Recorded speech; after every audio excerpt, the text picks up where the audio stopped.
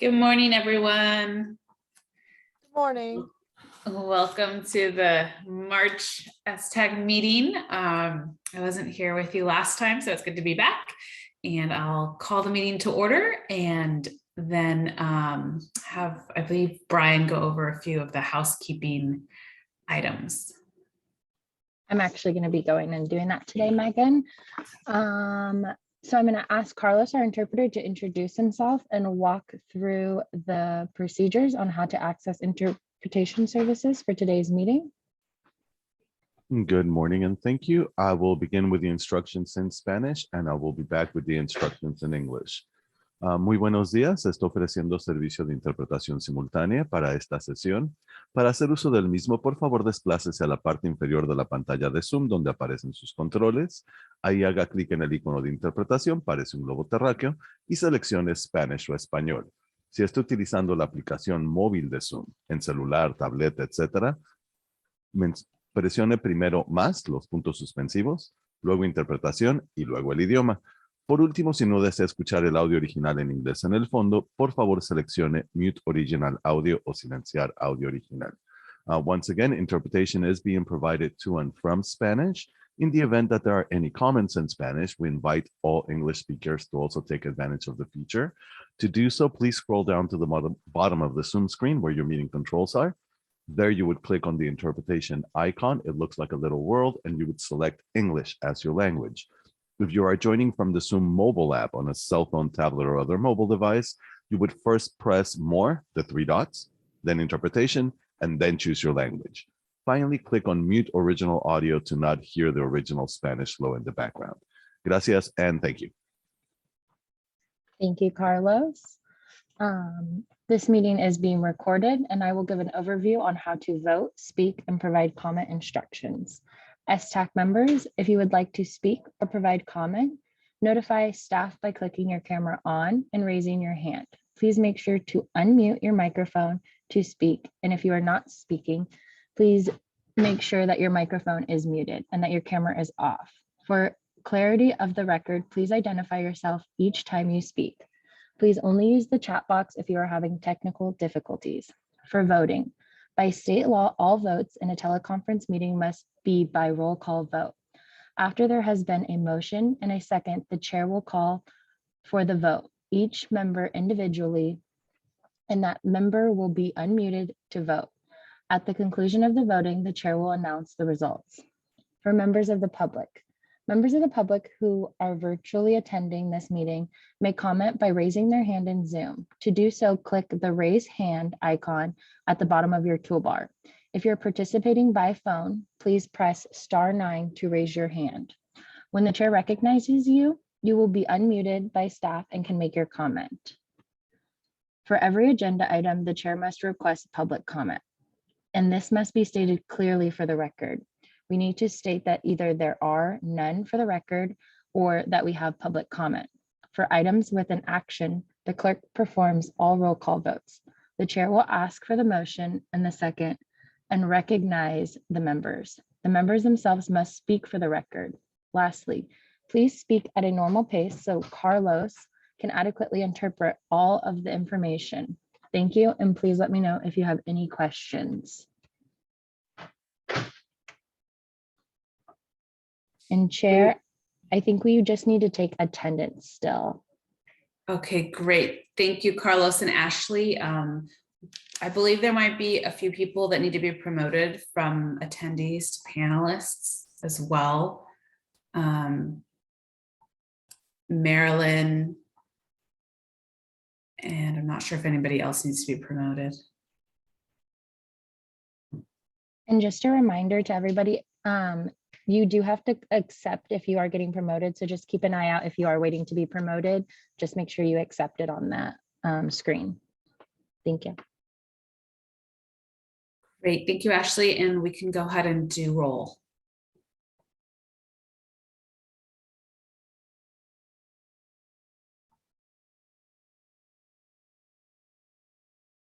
Sorry, are you guys seeing my screen? Yes. Okay, and it looks like the roll call. Sorta, if you can read it. Is that good enough? Is that? Thank you. Perfect. Okay. Am I reading this, Ashley? Yes, sorry, I couldn't unmute myself. My thing was blocked. I can go ahead and do it. Ilse Carey. Okay, alternate Ted Kagan. Ted Kagan here, please. All right, thank you. Kent Rodricks. Or we have alternate Clyde Kohler. Yes, I'm here. Okay. Lori Seagram. Present. Thank you. Sharon Beckus. Sharon Beckus, present. Thank you. Catherine Manus. Right. We have Wayne Landon. David Jackson. It looks like we have a hand raised from. Yeah, David's here. I don't think he can get moved over, but we could unmute him. Okay.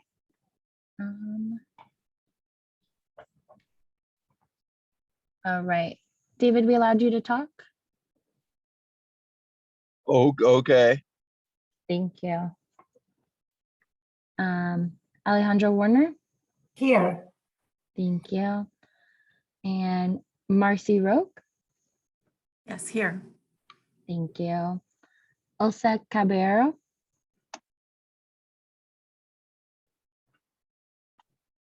Okay. Homa Guiding Hands, Todd Shaw? Here. Thank you. Arca San Diego, Anthony DeSalis? Alternate Matt Moore? Okay. For the Elder Hub, Elizabeth Wagner? Or do we have the alternate Nancy? Nope. Okay, and for fact, we have Arun or Ali. Present, Arun Prem. Arun Prem, thank you. And we have Megan here. And for the transit operators for MTS, we have Carla or Jay. Jay here. Jay, awesome, thank you. And for NCTD, we have Mary or Robert. Mary Baldrama, present. And Robert's here. Thank you. All right.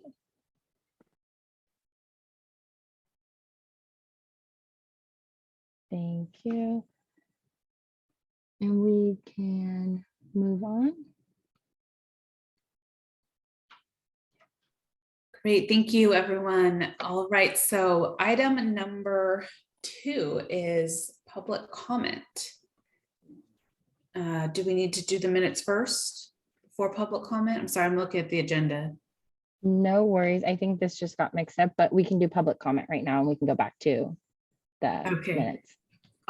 First, any member comments? I have some trolley comments. This is Sharon Beckus. Let me raise my hand here. Sorry. Hi, Sharon. Hi.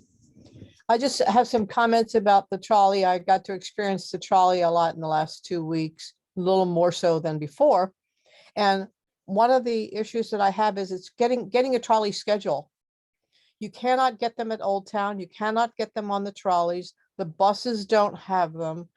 And yes, I can get it by mail, by calling and having them mail it, which takes a delay. So I'd like to see the trolley schedules available somewhere where when riders can actually pick them up.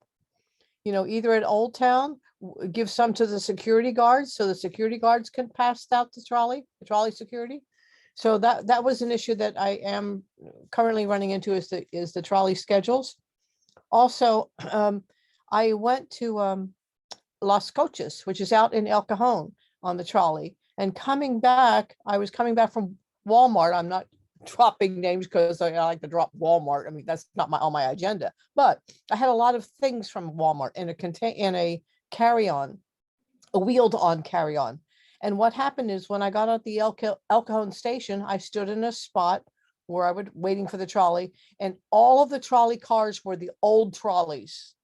So there was no way where a ramp would come down where I could wheel up the packages, wheel up the wheeled cart. So that was a problem. That was the first I've experienced in a long time where one of the trolley cars, not one of the trolley cars had the lowering ramp. So that was an issue. And then the new trolleys are great. However, on the sides of the trolley, it doesn't tell you what trolley you're hopping on. So if you're at Old Town, if you're at downtown at Civic Center, if you don't see the front car or the rear car, you don't know what you're hopping on. Because the sides do not say which line you're on. So I've had at Old Town, when running for the trolley or moving quickly for the trolley, and I get on the trolley, I have to say, hey, is this the blue line or is this the green line? That shouldn't be. There should be somewhere on the sides of the cars to let me know which one I'm hopping on. And especially for tourists, they're not going to be familiar at all. So I wanted to bring that up about the issues with that. And then I got off at Fashion Valley on the trolley. And there are 2 elevators, which I didn't know at the time. I was thinking there was only one. Well, the one trolley the one elevator is not working. There's no sign to indicate that there is another trolley on the platform further down. So I'd like to see some indication, because I wheeled my cart down these steps because I didn't remember about the other trolley elevator. So just some improvements I need to see on the trolley that I experienced personally this week. Thank you. Thank you, Sharon. Any other member comments?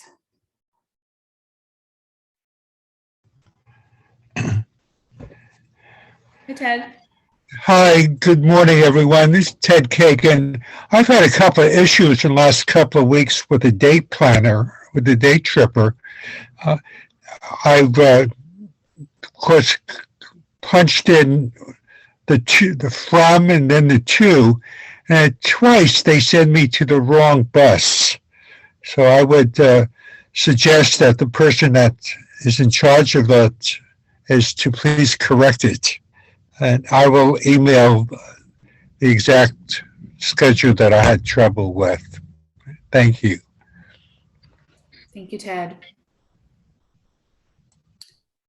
It looks like we have an attendee hand. David? Yeah, I just have to say, I disagree with Sharon that I always notice which trolley is coming and going. I see it on the side. That's all I have to say.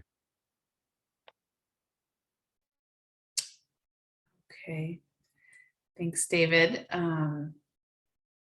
Any other member or public comments?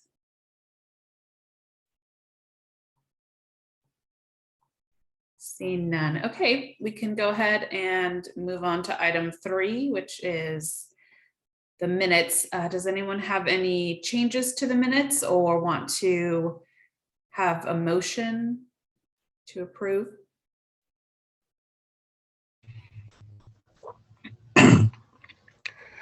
Wayne or Ted? Ted Kagan, I'll make a motion that we approve the minutes as presented. Landon, I'll second it. Thank you. Thank you, Ted and Wayne. All right, so we can go ahead and do the roll call for the minutes.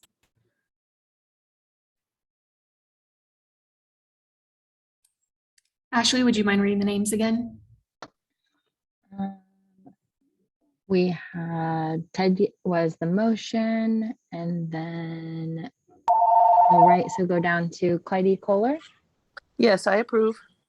Thank you. Lori Seacom, I approve. Sharon Beckus. I approve. Thank you. And then we had Wayne Landon second. David Jackson. He was- Approved. Actually, hang on, Ashley, you got the 3 members voted for that section, and David is the only voting alternate today. Oh, okay. Yep. Sorry about that. You're good. You can skip down to Traveler's Aid. Okay. Traveler's Aid, Marcie.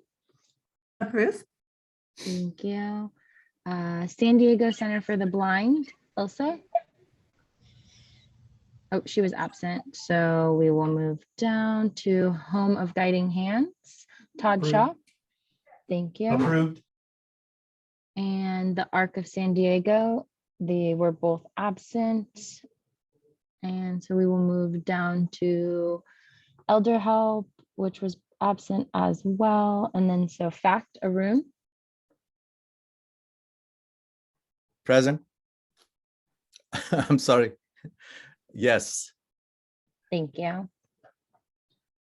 And then we will go down to the transit operators, MTS, J. And for NCTD, Mary or Robert. Mary, approve. Thank you. And approve. Thank you. Great. Thank you. Okay, item number 4 is the flexible fleets, I believe, and we'll have Eva Sanchez presenting from Sandag.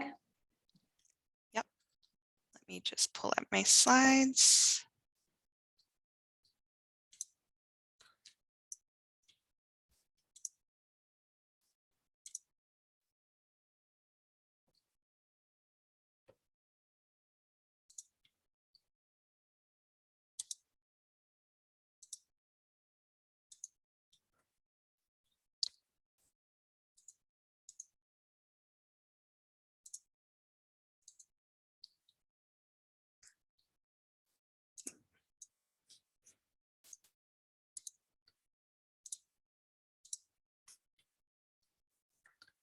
Okay, can you see my slides? Yes.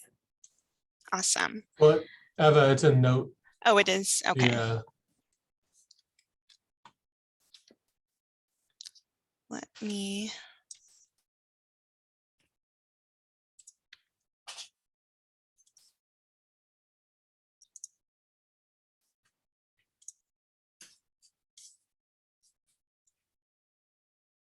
Sorry about this.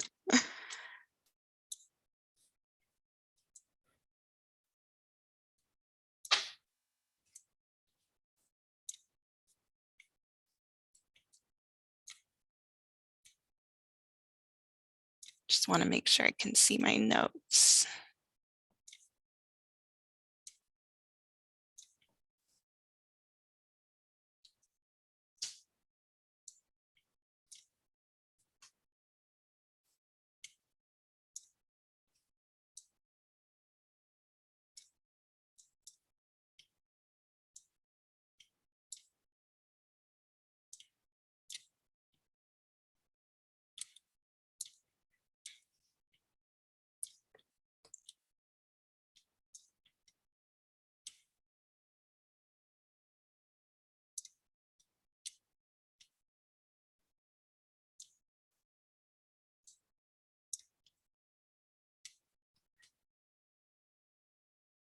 Okay, can you see them all right now? Sorry about the hold up. Yep, no worries. All right. Well, good morning, everyone. Good morning, members of the STAC. Thanks for having me today. My name is Eva Sanchez, and I'm a regional planner in the Mobility Planning Division at Sandag, where I lead the planning and implementation of shared mobility services, which I'll be talking about today. As most of you are probably aware, Sandag's 2021 regional plan comprises of 5 big strategies known as the 5 big moves, which are strategies that work together to meet our regional goals, such as our climate targets, reducing congestion, and advancing equity in the San Diego region. One of the 5 big moves is flexible fleets, which is what I'll be talking about today. And flexible fleets refers to on-demand shared mobility services, usually services that you reserve through a mobile app. So on this slide are some images that show different examples of types of flexible fleets, such as scooter share, bike share, ride hailing, and microtransit services. These fleets can provide options for all types of trips, making it easier for people to connect to transit and provide alternatives to driving alone. On this slide, is a map that shows the regional mobility hub network, which is mobility hubs are another one of the 5 big moves, which are communities where many types of flexible fleet services will come together to connect to transit. But the map also shows that some fleets can provide connections outside of the hubs and how fleets can really operate everywhere. So services like Uber and Lyft are examples of fleets that currently operate today all over the region. As part of the regional plan development, staff leveraged a mix of data analysis and flexible fleet research to designate these 31 communities that are slated to see investments in flexible fleets. But this was simply a high-level assessment of where fleets could work best based on demographic and land use thresholds. So as a next step towards implementation, Sandag is developing a flexible fleets implementation strategic plan, really to advance the work that's been done for the regional plan and identify near-term flexible fleet pilot opportunities. So now we're taking a deeper dive and developing the strategic plan to really serve as a roadmap for how we deploy near-term flexible fleet pilots. So this slide shows a snapshot of the process that we're going through, starting with setting goals and objectives for these pilots, establishing an evaluation criteria using both quantitative and qualitative data to determine pilot opportunity areas. And we're developing use cases for different types of fleet services, how they'll operate and what's needed for implementation. And then lastly, Sandag received federal funding to implement pilots within the next couple of years. And so we're using the strategic plan to help us prioritize 2 to 4 pilots that we can implement right away. So here's a list of some of the goals that we developed, which are closely aligned with our regional plan goals that I briefly mentioned earlier, but more specific to flexible fleets. And these goals can also later on be used to help monitor performance of future pilots. So first off, we want to provide equitable services, prioritizing the needs of low-income households, seniors, people with disabilities, transit-dependent populations, and offer better access to opportunities like jobs, schools, healthcare, and social services. We want these services to be safe and reduce the chance of collisions and injuries. And one of the reasons fleets play such a big role in the regional plan is because of their ability to impact travel behavior and the potential to reduce greenhouse gas emissions and vehicle miles traveled. We also want these services to improve the overall travel experience and to really be competitive with drive-alone modes. One of the benefits of flexible fleet services is that they truly are flexible, and so they're easy to adapt, and many of these services don't need major infrastructure investments, but we can still take this opportunity to complement other major investments like connecting to our transit stations or the regional bikeway network. And lastly, we want to identify partnerships and funding models that will help us to sustain these pilots if successful. So to identify suitable areas that are ripe for flexible fleet pilots, we used a combination of both quantitative and qualitative feedback. So we leveraged case study research to see where fleets have been successful or unsuccessful to learn from them.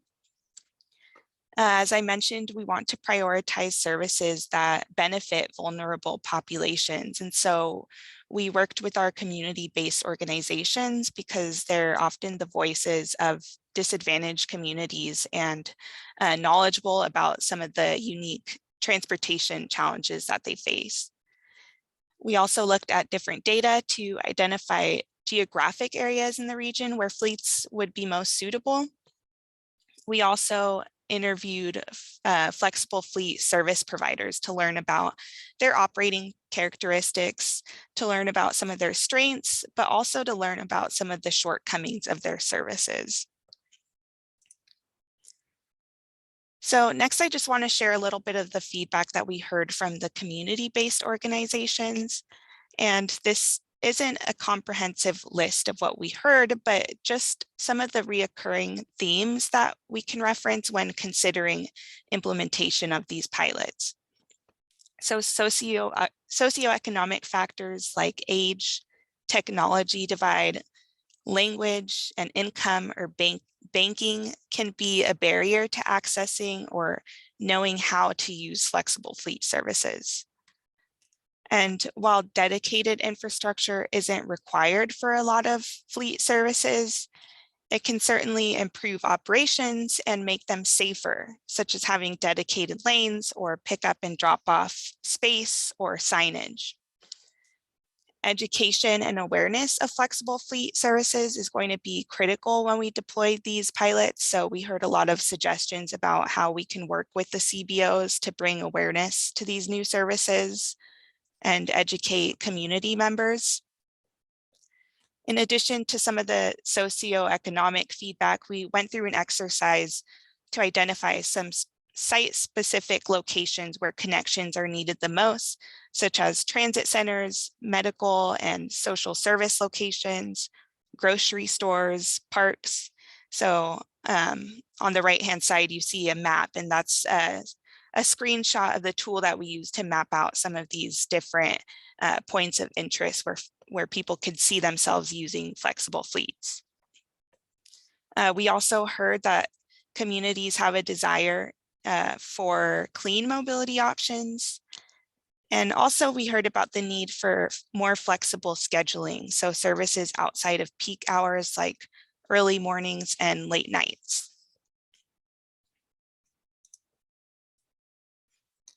So after we heard feedback from these community-based organizations, we started to learn more about the gaps in the current system and began to think about some high-level use cases for how we envision flexible fleets services operating to help fill those gaps.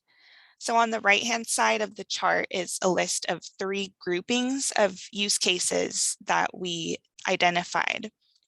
And these are just broad level use cases to help us kind of guide the data that we want to look at as we start to develop more of these detailed use cases.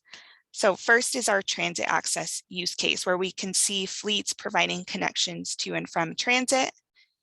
Next is our area-wide service use case, where there can be multiple origins or destinations within a given area. And the third use case is what we're calling gateway connectors. And these are the communities that are typically harder to reach by transit, like some of our more rural areas. And thinking about how flexible fleets can provide connections to some of our gateway hubs, which are really the entry points of the proposed transit system in our mobility hub network. And I just want to mention too that a lot of flexible fleet services could really help to fulfill more than one of these use cases. For example, like a bike share system could provide access to transit and provide multiple connections within the community. And so for each of these use cases, we looked at a different combination of metrics to identify where some of these different fleet services would be appropriate to meet some of these transportation needs. And these factors are a mix of population and employment densities, social equity population, so areas with high households with 0 vehicles, concentrations of low income minority and senior populations. We looked at areas that are close proximity to transit, areas with a lot of short trip activity, or areas where it's difficult to access transit. So more like transit deserts within the region. So here is a map to just give a sense of what this suitability analysis looks like. So we took these different combinations of data sets, we mapped them, we created a ranking system, and we started to identify clusters of areas that ranked the highest based on these different metrics that we set based on the different use cases. And so the suitable locations, which this analysis is still under development, but just to show you some of the areas, for example, for a transit access pilot opportunity are these areas in the pink and blue that you see on the map here. And so building off the work that was started during the regional planning process, we continued to do peer city research, interviewed flexible fleet providers, and this table just shows a summary of some of the information that was compiled from both the interviews and research, which summarize different things like operating characteristics. What types of trips do these fleets serve? What are the speeds, average occupancy? We also learned about their ideal operating environment through some of the interviews and case study research. We learned about the policies and infrastructure that are needed to support successful services. During our interviews, we also asked about how fleet providers are addressing equity and accessibility in terms of cost, technology accessibility, vehicle accessibility. We learned that while some operators do adequately provide accessible options for vulnerable populations, others might not, or the options that they have are still in the early stages, or there are just barriers like costs, for example. So this information is helpful to know as we begin to consider pilots, how we need to work together to address some of the access barriers for these different services. So I introduced those 3 high-level use cases, but the final use cases, which are under development right now, will be much more detailed use cases that define the types of services that would work best. And so this list shows some of the details that will be included in the list of use cases. So for each pilot opportunity, for example, we want to identify potential partners, assess the potential outcomes of the pilot. So what are the outcomes on ridership and the impact on other travel behavior metrics? And we want to identify the focus populations being served and how the services enhance access to opportunity and what type of infrastructure is needed to support those pilots. So that's what just a snapshot of what the final use cases will look like as part of this effort.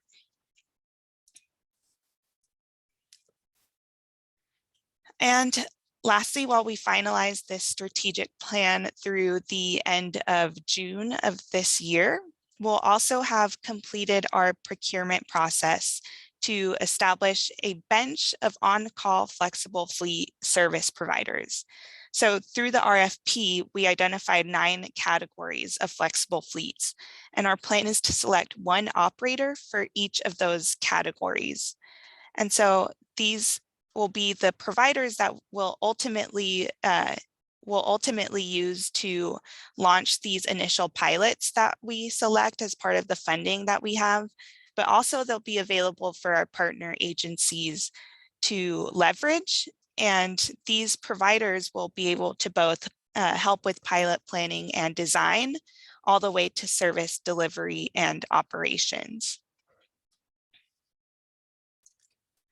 So that really just concludes my presentation today, but I'm happy to take any questions or comments, and really just want to take this opportunity to welcome any feedback in terms of, is there anything we missed as far as transportation challenges that we should be aware of and considering in our final implementation considerations and in our final use cases.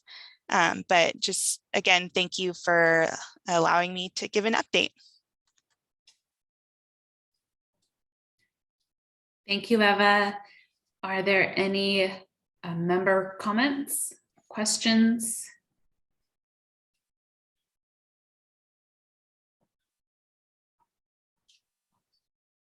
Alejandra? Yes, I do have a question for Eva. Are we considering how we're going to make sure that we'll have accessible or adaptable vehicles of some of these categories? Yes, so the RFP, it is a requirement that the the operators have the ability to provide accessible, ADA accessible vehicles as part of their fleets. Do we know what percentage is required in the RFP? We didn't identify a percentage in that RFP. I think it will depend on the final pilot and the design of that pilot when that kind of detail will be figured out. Okay, thank you, Eva. Thank you, Alex and Marcie. Good morning. I just was wondering if you could maybe take us through an example scenario of a challenge that presents itself, and then how the flexible fleet solution what it would look like. Just any challenge right now? Like, let's use the example of a low-income senior that doesn't live close enough to transit to walk to the nearest bus stop. I think that there's a few different, I think for a senior specifically, the type of vehicle would be super important. So that would, I think there would be an opportunity for maybe like more of a micro transit solution. And, you know, there would be opportunities to either call the micro transit via, you know, a phone call for maybe a senior who doesn't have a smartphone app, and it's provides a flexible solution. So it's basically on demand, and that kind of addresses some of the barriers of not being able to walk to transit or wherever they need to go, because it's, you know, kind of, it helps to avoid some of those, I guess, challenges if there's not good, you know, pedestrian infrastructure in place, or if there's just a lot of hills and it's just too difficult to access transit. Thank you. Thank you, Marcie. It looks like we have a question from Clyde. Yeah, maybe I missed it, but I'd like to know how an individual would pay for the flexible ride. I think it depends on the final implementation considerations. Right now, the way that most people pay for services is through a mobile application. But some of the feedback that we heard from our community-based organizations is that, you know, there's a lot of people who don't have a banking account. And so the need for cash payments or the ability to be able to pay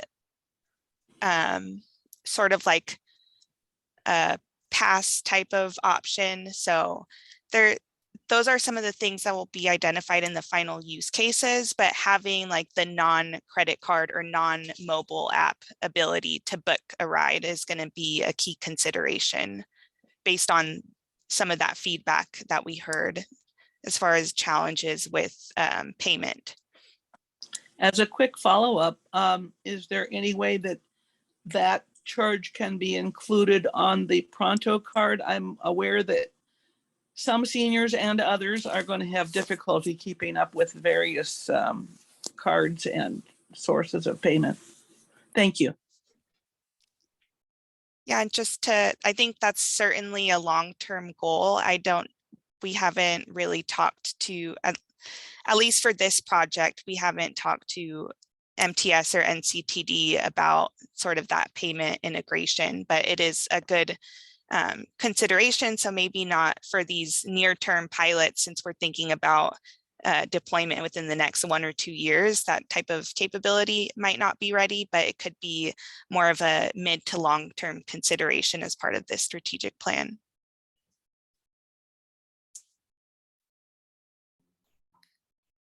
Thank you, Clyde. Any other member or public comments for Ava?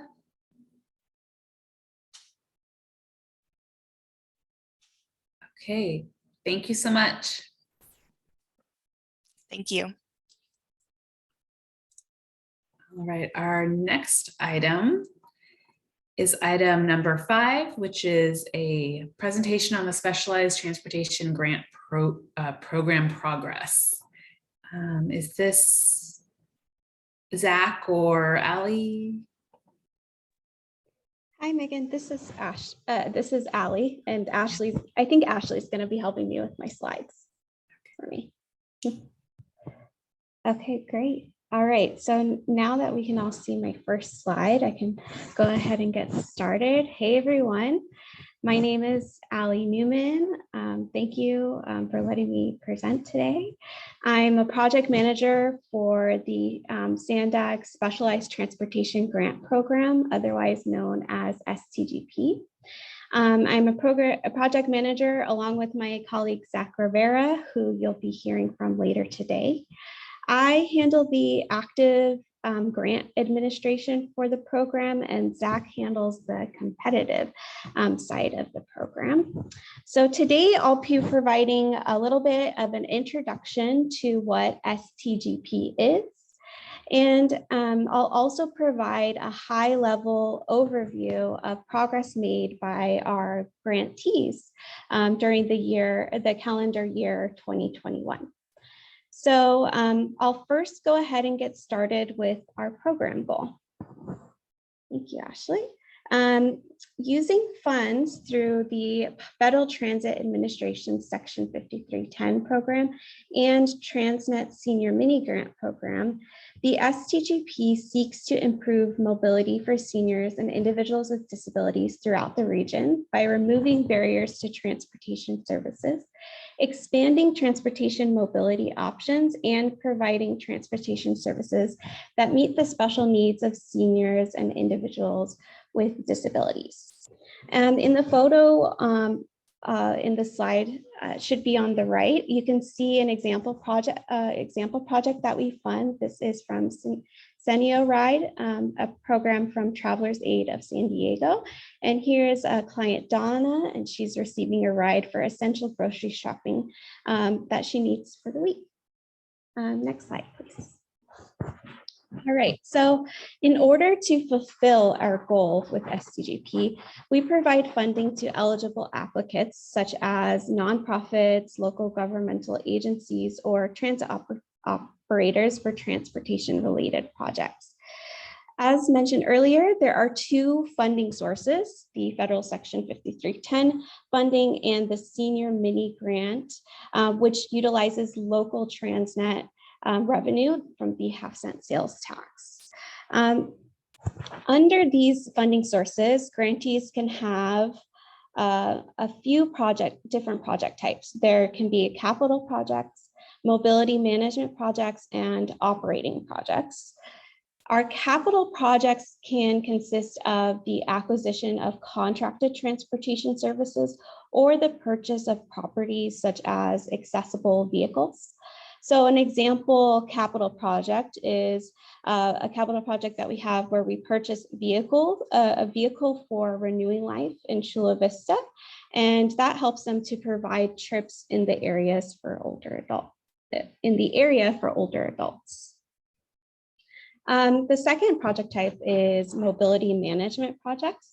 And mobility management projects can consist of short-range management activities that improve coordination among specialized transportation providers to enhance or expand those services. Some eligible mobility management projects include transportation brokerage services and travel training. So an example mobility project with us is facilitating access to coordinated transportation, otherwise known as FACT. They have a transportation brokerage which achieves competitive rates for specialized rides. So that's one of example mobility management projects. And the last project type that we support is operating projects. And those can consist of activities to operate, maintain, and manage a transportation service to seniors and individuals with disabilities. Eligible operating projects include mileage reimbursement projects, volunteer driver programs, or programs that offer transit pass subsidies for our target population. An example operating project includes Jewish Family Services. They have an on-the-go volunteer driver program that we help fund. So now that we've talked about those project types, I'll go ahead and get started with our 2021 progress for the program. Next slide, please. So in 2021, we had 59 active grants that the Sandag grants divisions monitored. Of the 59 projects, 76% of those were funded through the federal Section 5310 dollars, and 24% of those were funded through the senior mini grant Transnet revenue. And of those 59 active grants last year, 41% were operating projects, 15% were mobility management, and 44% were capital projects. So next, I'll go ahead and provide an overview of how we measure that project performance and what performance looked like for these projects during 2021. So Sdgp measures performance in a number of ways, but for operating projects, it's mainly through one-way passenger trips. And that refers to one rider making a one-way trip from origin to destination, calculated as each time a passenger boards. And the cost per trip, we also measure through cost per trip. And that's the net project cost, which is the grant plus their required matching funds, divided by those one-way passenger trips. In 2021, our operating projects had over 496,000 one-way passenger trips. And the average cost per trip was $8.02. So these trips included trips transporting older adults and people with disabilities, as well as trips to bring individuals meals, groceries, or personal protective equipment during COVID-19. So in the photo to the right, you can see one of our operating projects. This is Seniors A Go-Go from Elder Health, and they are on their way to deliver groceries to older adults. Next slide, please. For mobility management projects, we measure performance mainly through units, and units consist of web hits, referrals, and trainings provided to inform riders of their transportation options or facilitate coordination among specialized transportation providers. And we also measure through cost per unit. So it's very similar to the cost per trip scenario that we do for operating projects, except for this is divided by unit. And the cost is the net project cost. That's the grant plus the required matching funds divided by those number of units.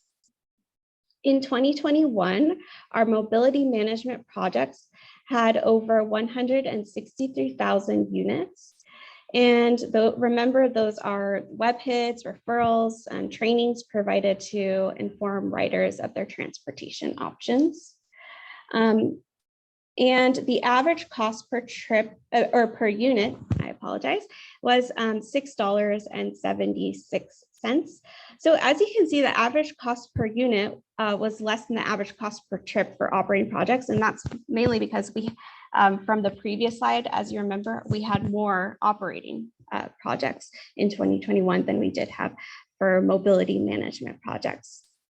So in the slide photo, you can see an employee from FACT, and they're hard at work with their mobility management project.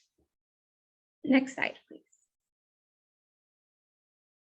All right, so lastly, we're on to our third project type for specialized transportation grant program, and that's capital projects.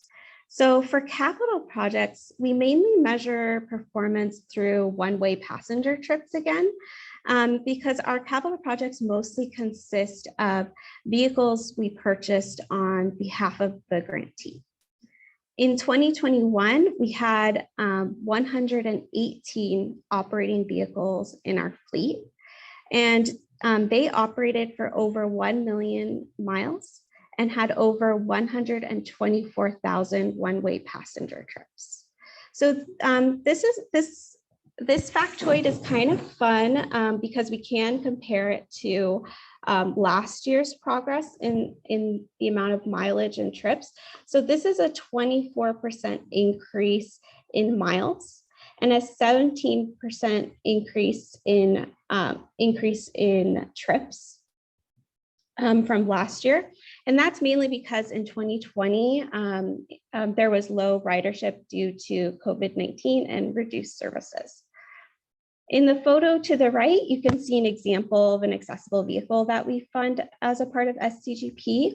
This vehicle is operated by Home of Guiding Hands, which provides transportation services for individuals with developmental disabilities. Next slide, please.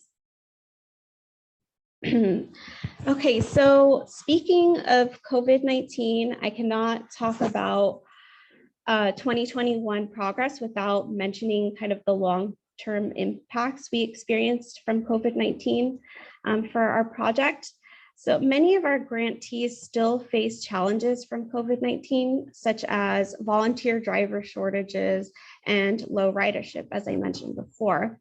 So as a result of this, there were 27 grants, which is 45% of our total grants for that year that had scope changes. And by scope changes, I mean changes to conduct alternative services.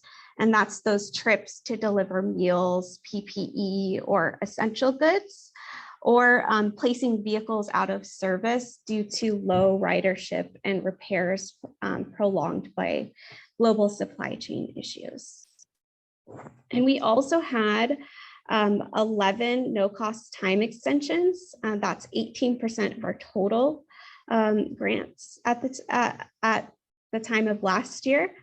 And those were due to low spending caused by COVID-19 when it was in its earlier phases. So their projects had to go on longer. And I will say, that we did come into some funding in light of COVID-19. Sandag was provided some supplemental federal Section 5310 COVID-19 relief funds. That was through the Coronavirus Response and Relief Supplemental Act of 2021, otherwise known as CRRSA, and the American Rescue Plan Act, otherwise known as ARPA, of 2021. And through these funds, we were able to distribute them to several grantees to help them in adapting to COVID-19 changes. These funds were unique in that they could be used retroactively in 2020. So although we were provided the funds for 2021, the grants could use them for their 2020 expenses. They did not require match for these funding sources, and this funding could be used for non-trip expenses such as PPE and cleaning supplies. So for example, in 2021, the CRRSA ARPA projects charged 63 orders of non-trip COVID-19 related supplies, and we expect that number to increase in 2022. In relation to this, you may have noticed that I didn't compare a lot of 2020 data to 2021 data. And that's because for operating and mobility management projects, we had so much more of those because of this additional funding. So it just wouldn't really be fair to compare the 2 years. So that's kind of why I didn't compare the number of units or the trips for 2021 and 2022 or 2020 data.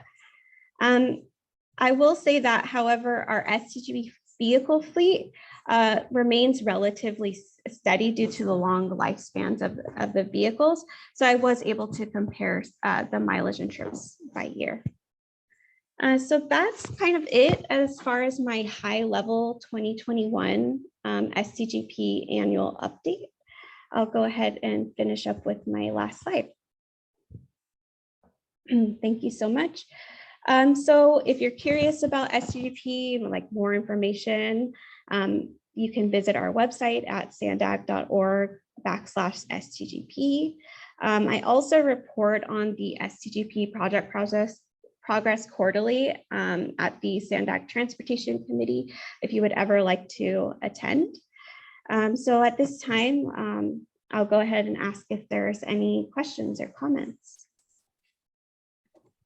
Thank you, Allie. I just wanted to, before we go to the comments, I just wanted to say thank you for Sandag for the flexibility that they showed over the pandemic and continue to show.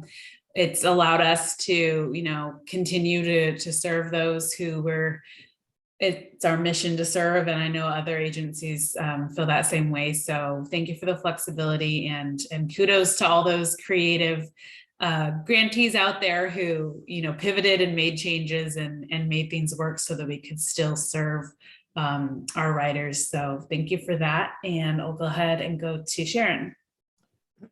Thank you for the presentation, Allie. This may not be in your scope or your wheelhouse, but the question becomes, with this inflation, we not only have the gasoline, but we also have the vehicle purchasing. The cost of vehicles has skyrocketed from last year. So is there anything that's being done for this year to hold off on new purchases for vehicles due to that inflation? Thanks. Thank you for asking that question, because I think it's a good one. And Zach, my colleague, as I mentioned, he handles the competitive side of things, and he and I have already been talking about that. So it's something we want to consider for the next cycle. And we will be as flexible as we can be within our funding restrictions based on not only inflation, but also global supply chain issues and gas pricing as well. We are seeing some impacts already in 2020. I keep mixing up the years, sorry. In 2022, it's a bit hard, it's a mouthful to say, but we are experiencing some delays too because of low ridership, but also the chip shortage has been impacting us. And that's something we'll try and be nimble about too. We'll try and get extensions so that we could keep vehicles out of service if need be, or if those like vehicle purchases are delayed, creating extensions for that too. That's already an issue that we are adapting to. Thanks for the question. Thanks for the question, Sharon. I think also that we're going to see more programs having some issues with their proposed, cost per trip and things like that as gas goes up. And I know with volunteer driver programs, the mileage reimbursement is nowhere near what it needs to be. So that's presenting issues too with, lack of drivers. We know that TNCs are looking at surcharges for their trips. So a lot of things are in flux right now, but hopefully we can, continue to work together collaboratively to work on these issues and these challenges that are always presenting themselves. Are there any other member or public comments on this item for Allie? I don't see any. Thank you, Allie. Thanks, everyone. It's been really nice to be able to showcase our projects and speak with you all. Thank you.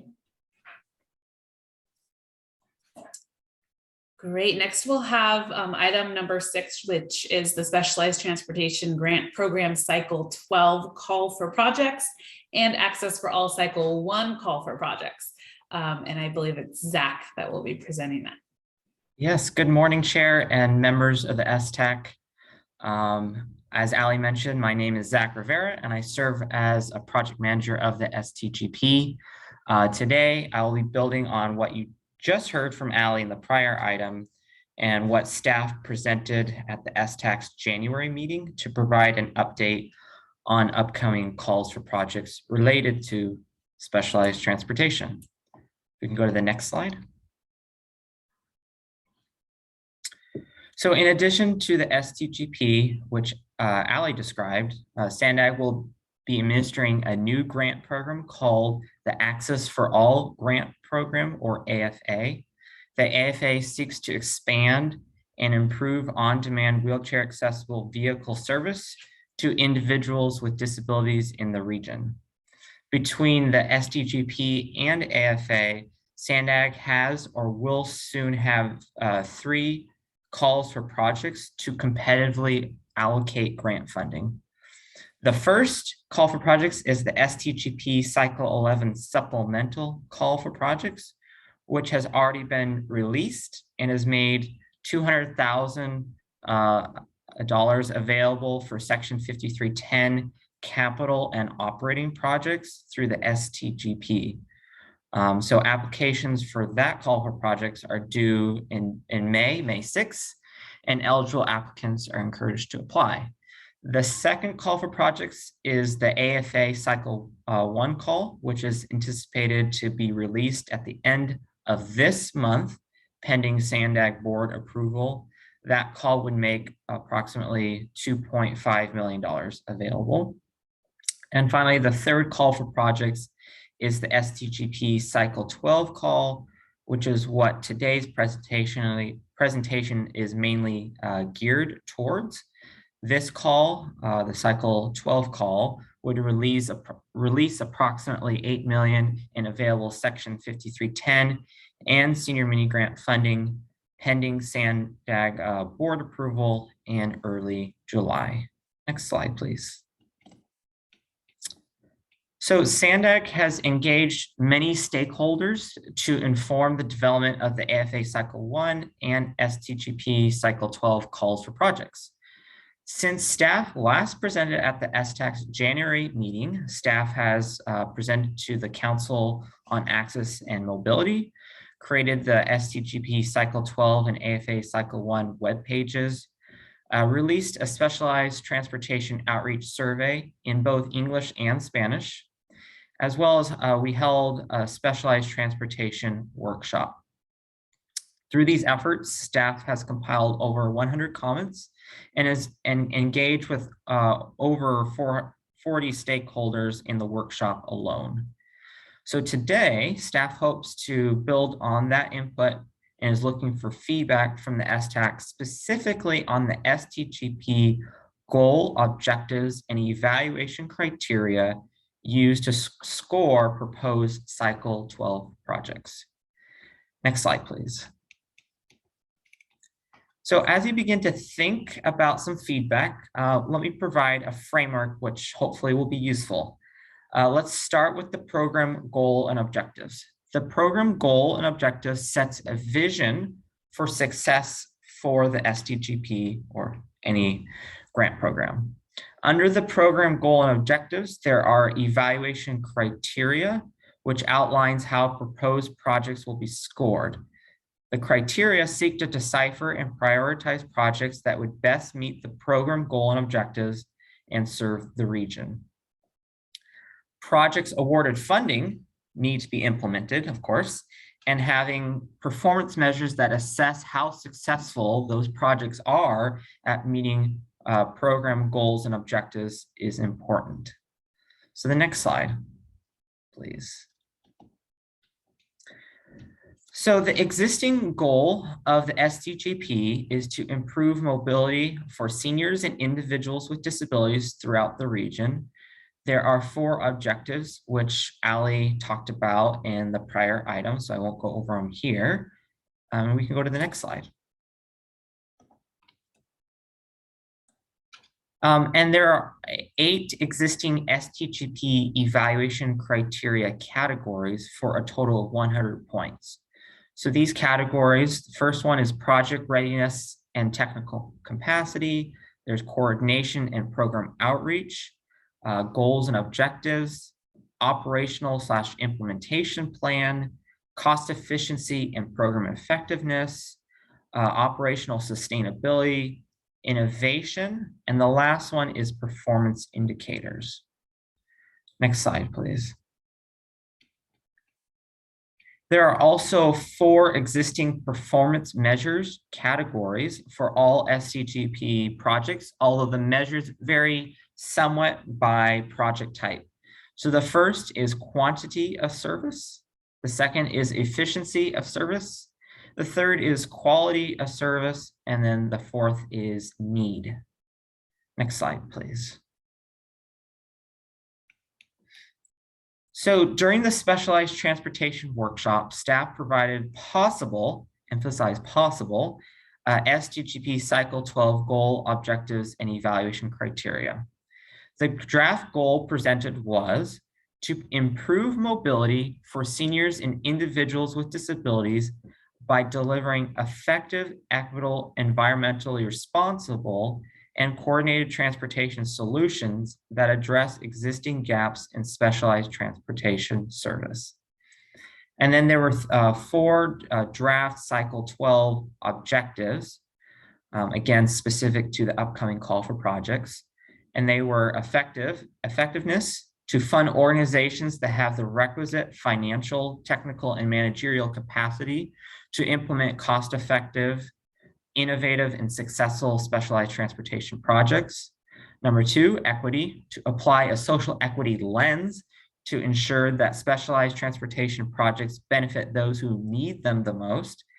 The third was environmental responsibility, to promote healthier air and reduce greenhouse gas emissions region-wide. And the fourth was coordination, to incentivize coordination among specialized transportation providers that reduces duplicative services. Next slide, please. So there are also 4 draft evaluation criteria presented that mirror the draft objectives. The first criteria was effectiveness. So effectiveness could include many different factors, such as cost effectiveness, innovation, and flexibility. It could refer to the feasibility of an implementation plan, or such things as a budget where costs are justified, necessary, and reasonable. All possible examples. Next slide. The second criterion was presented was equity, and equity could refer to need, meaning that the proposed projects benefit those that need them the most. It could also include the transportation disadvantaged, including low income and minority populations, and those with limited English proficiency. Go to the next slide, please. The third criterion was environmental responsibility, and this could include evidence that the proposed projects help to promote healthier air and reduce greenhouse gas emissions. And then our last one, if we go to the next slide, coordination. Coordination could involve evidence that the proposed projects do not duplicate service and are unique in collaboration with other specialized transportation providers. It could also refer to how an applicant would serve the community at large within an applicant's proposed service area. So we can go to the next slide. So to recap, there were 4 criteria presented at the workshop, with effectiveness weighted the most at 40%, and environmental responsibility and coordination weighted the least at 15% each. If we go to the next slide. So in a moment, I'll open it up for feedback on what I've covered thus far, which I know has been a lot. But first, let me go over the anticipated timelines of each call for projects. So as I mentioned earlier, the Sdgp Cycle 11 supplemental call for project closes on May 6th, with awarded projects anticipated to start this fall. And we go to the next slide. The second call for projects, the AFA Cycle 1 call for projects. It's slated to be presented. The evaluation criteria for that call for projects is slated to be presented to the Sandag Transportation Committee this Friday, and to the Sandag board the following Friday. Pending board approval, the call for projects would be released shortly thereafter, opening a 90-day application window. If we go to the next slide. And the third one is, of course, this Sdgp Cycle 12 call for projects. And for that call, staff anticipates updating the Sandag Program Management Plan, which documents the procedures Sandag uses to administer the Sdgp. Next, the Sdgp Cycle 12 evaluation criteria are slated to go to the Independent Taxpayer Oversight Committee, or ITOC, the Sandag Transportation Committee, or TC, and then finally to the Sandag Board in June. Pending Sandag Board approval, the call would be released in early July, and applications would be due 90 days later. Next slide, please. So Sandag, as I've said for many times now, Sandag highly encourages prospective applicants and other stakeholders to visit our web pages for timely updates. We have a grants webpage, www.sandag.org/grants. And then as Ali had mentioned, we also have an Sdgp webpage, sandag.org/Sdgp. We have another one specific to the Cycle 12 call for projects, which is sandag.org/Sdgp Cycle 12. And then the AFA one is sandag.org/AFA Cycle 1. You can also email grantsdistribution.org, grantsdistribution@sandag.org with feedback. And we obviously encourage that. Next slide.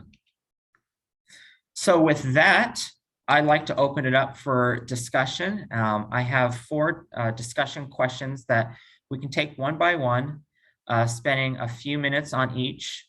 I encourage particularly those who did not attend the specialized transportation workshop to chime in first. And I would also encourage all of you to put on your regional hats to think what would be in the best interest of the region and of the Sdgp as a whole.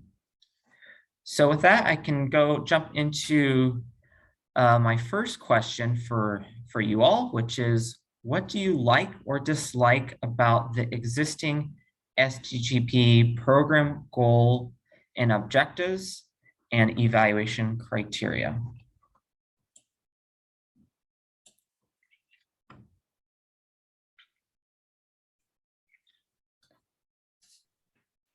Yeah, Megan, go ahead.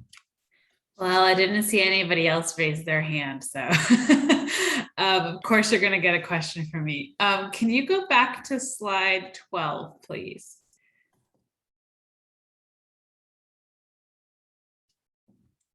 This is where I was wanting to read more about the service area, expand service to the community at large within the proposed project service area. Okay, and then going back to slide 7, the need section, it talks about prioritizing the target population.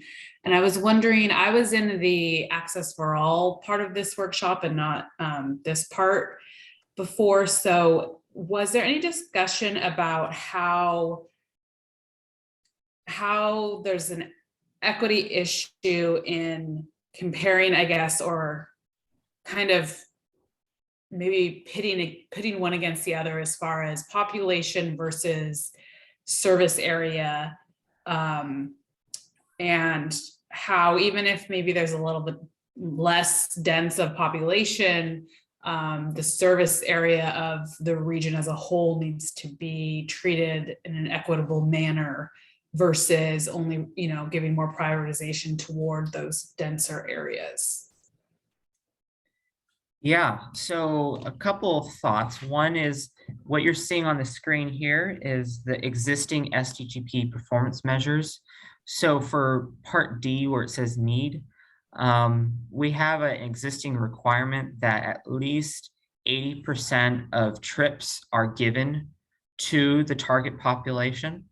So if it's below that, that's something that would not meet the performance measure as it currently stands. So something that could be considered for cycle 12 is maybe prioritizing projects that serve, maybe 80% is the minimum threshold, but if you serve 85, 90, 95, of the target population, seniors, individuals with disabilities, then those projects would score better because they're really addressing the needs of the target population. In regards to equity, that's something we're definitely looking at, is how we want to structure it in terms of if it's measured by service area, whether it's by population. It's definitely under consideration. I don't have a final answer at this point regarding that. Okay, thanks, Zach. Does anyone else have any questions, member or public comments for Zach?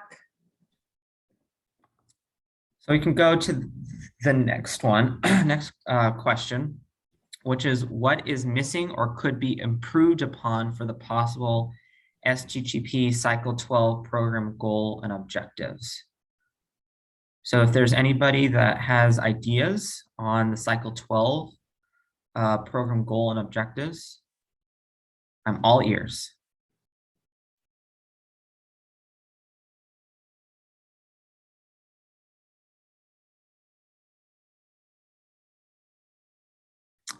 Alejandra, yes.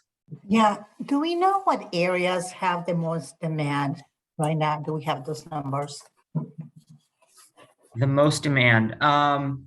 We have maps that show where seniors live and where individuals with disabilities live. And it's wide, it's kind of throughout the region. So it's not, there aren't certain clusters, geographic clusters by and large, but we haven't done the analysis, at least to my knowledge recently, to understand how many seniors and individuals with disabilities would need specialized transportation services. We don't have that data, I don't believe. So that's what I was referring to, because that way we can customize better the program rather than, you know, it is good to offer it citywide because there is seniors on every area of town.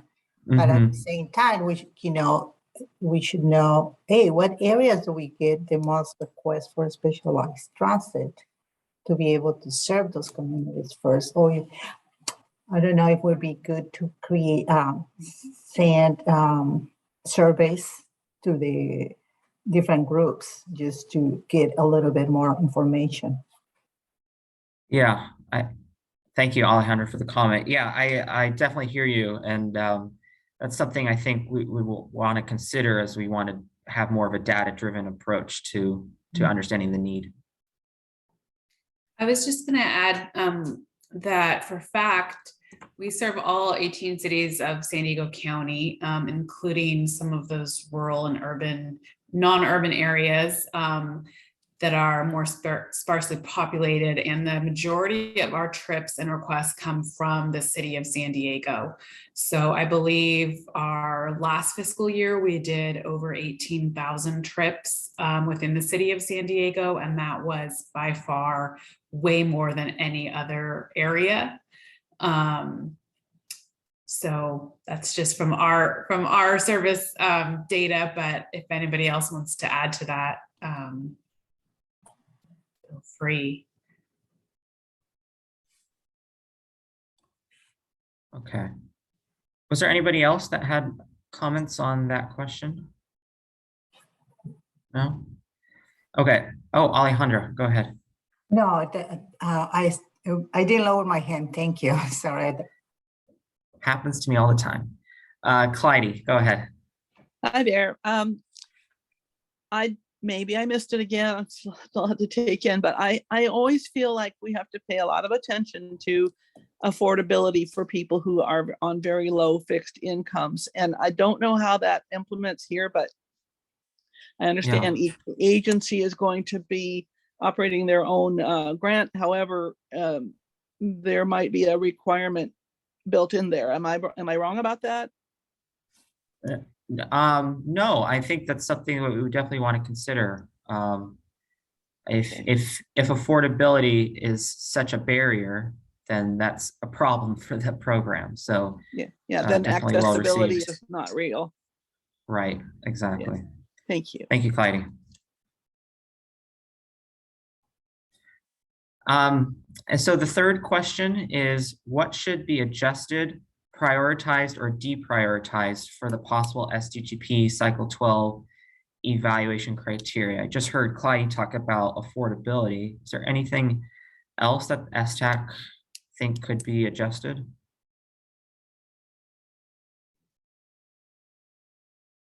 Yeah, Jay, go ahead.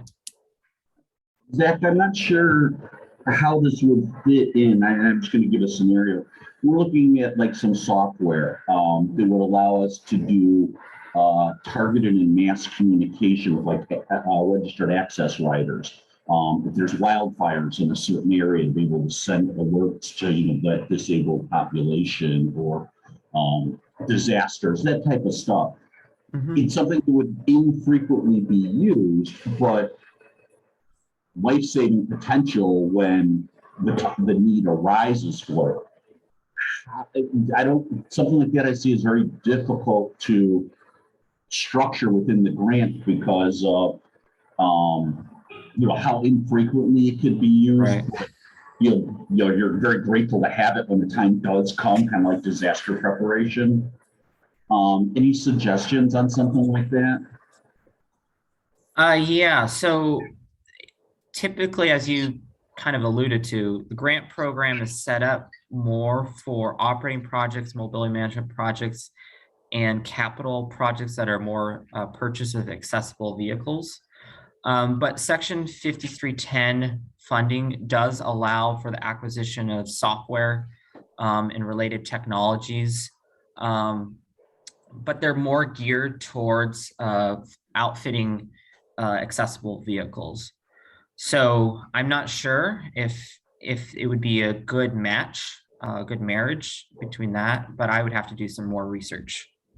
Yeah, I don't want to waste anyone's time applying, here if it isn't a good match. So I just, your great description and stuff, and I was trying to cubbyhole it in, but I really wasn't finding a good fit. So you're right, it might not be the ideal place. So thank you. Yep. Yep. Okay. And the last question I have, and then we'll wrap up, is what performance measures could or should Sandag use to evaluate the success of Sdgp projects? And as you heard from Ali, we have existing performance measures, a lot of emphasis on cost per trip, cost per unit of service. But, is there anything that we're missing or something that we should be changing? Okay. I don't know if Megan or Alejandra, your hands went up first. I'll go to Alejandra first. Yeah, one of the chances there was how long it takes to get those trips, because the complaints that we get is that it takes too long, so they stop using the service, right? So that should be measured. So the response time of trips, got it. Okay, thank you. And then Megan. Yes, so I wanted to comment on what Jay had said earlier. And I think, both working with 211 and with the Office of Emergency Services, which I think some of the agencies that our grantees already do, but that helps with kind of the notification on emergency alerts and things like that. And I think people can probably jump onto 211's CIE network and get more involved in that if needed. And then the other thing I wanted to go back up to is item 3 when we're talking about the evaluation criteria. And in light of the last few years and still what's ongoing, the cost per trip is definitely, I think, something in the criteria that has to be flexible, especially as we see all the inflation happening. And it's definitely an issue to hold grantees to something that was committed to, a few years ago, and how rapidly things are changing. So I think that in the evaluation criteria, as well as for the lifetime of the project, that's something that has to be flexible in order to allow service to continue and to do as many trips as we can with the situation that we're all in with cost So that's just a comment I wanted to make for that. Can I ask a follow-up question, Megan? Sure. I was curious, what kind of flexibility, if you had any in mind, in terms of cost per trip?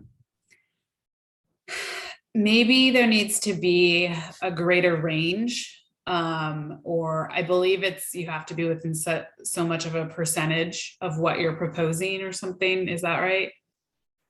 Yeah, I think that's right. Yeah, general range. So I feel like maybe if there is something proposed, but then the percentage either the range maybe can be widened, or there can be specific criteria listed that, you know, if there's these conditions in the market, or there's a vast, you know, issues going on that would cause that to need to be adjusted, that would be something that's that has like a clear process to follow on changing that part of someone's scope, or just something that would help, you know, if these things are happening, maybe we can have a clear process on what to do, and maybe, you know, fellow grantees can, you know, share what's been an issue for them, and see if we meet these things, then we're automatically, you know, able to go into some type of flexible criteria or something like that. Okay, thank you. Alejandra. Sorry, my hand stay up again. Okay. I couldn't tell you how many times I've done that before, so I get it. Thank you, Zach. Clyde. Hi again. Hello. Back to the cost. What about in the performance measures? What about, and I know that reporting agencies already have a lot of burden in all the reports they have to do, but could there be perhaps a line where they indicate how many low income people they have served, or fixed income people? I don't know whether that's doable, but not with a requirement of so many or so much, but just, are they serving people who are financially challenged? That's just my thought. Thank you. Thank you, Clyde. I'm jotting down notes here. If you're seeing me scribbled, looking down, that's what I'm doing. Okay. Well, with that, I think we'll close out the item. Just want to thank you all for your participation and your input. I know I threw a lot at you, especially those that didn't attend the workshop. So if you want to review the slides later, you can email us at grantsdistribution@sandag.org to provide that input later on. So with that, I think we can go to the next item. To turn it over to you, Megan. Thank you. Okay, so I am going to go over the Uniform Code of Conduct for Regional Transportation Services. And just to provide a little bit of background on this item, back in March of last year, some of you may recall that we had a joint meeting with this group as well as the ASAC committee. And one of the items that came up was addressing passenger behavioral issues, and specifically reviewed MTS, NCTD, and FACTS Code of Conducts. And so based on that, I can't believe it's already been a year from that point, but here we are today. And so as the coordinating agency for San Diego County, FACT decided to follow up on that and create a subcommittee to review the idea of having a regional code of conduct. And so what we did is we presented this idea to the CAM group, and then we asked for volunteers to form a subcommittee. And so we do have representatives of that subcommittee joining me for this presentation today. So we have Jewish Family Service, Marilyn, Sandag, Zach is here and was part of that subcommittee, and then as well as Marcie from Travelers Aid. And so If we can go to the next slide. Just wanted to review our objective. Basically, we have a lot of different specialized transportation services with different types of staffing involved, different funding sources, different departments, different, populations served at times. But overall, we do share a lot of the same riders, a lot of the same users, hop around kind of on the different programs and are served by more than just one specialized grantee program. And so the objective of this is to implement a uniform code of conduct policy for users of all specialized transportation programs within the San Diego region so that they can encounter consistent expectations and standards from all programs and providers that they're using. And so what we did is we held, I believe, 6 virtual meetings over 2021. And at first we had included the transit agencies in these meetings, but it was kind of discussed at the first meeting that there were already robust policies for the transit agencies. So we decided to kind of split that up and stick with the specialized transportation grantees for the purpose of coming up with this code of conduct. And so I wanted to go ahead and just have the specialized transportation agencies' perspectives to share with you today, and then we'll also have Sandag's perspective. So if we could go to the next slide. I just want to highlight a couple of these things from the code of conduct statement here. So you can actually read the full policy on page 17 of the agenda. But basically there's a few things I wanted to highlight. One is, who is this code of conduct applicable to? And that would be to the users of services and facilities of specialized transportation programs, including but not limited to the riders, primary care attendants, companions, family members, caretakers, social workers, agency representatives, and any persons calling on behalf of a prospective or current rider or calling for referral or information purposes. And then next slide, I think I might have some updated slides from the ones that were on here. So actually, if we can go back, I'm looking at my version of the PowerPoint instead. So the next slide was about the conduct of users. So one issue that we agreed on was that we need to make sure that all users are respectful, whether it's via phone, in person, or any other form of communication.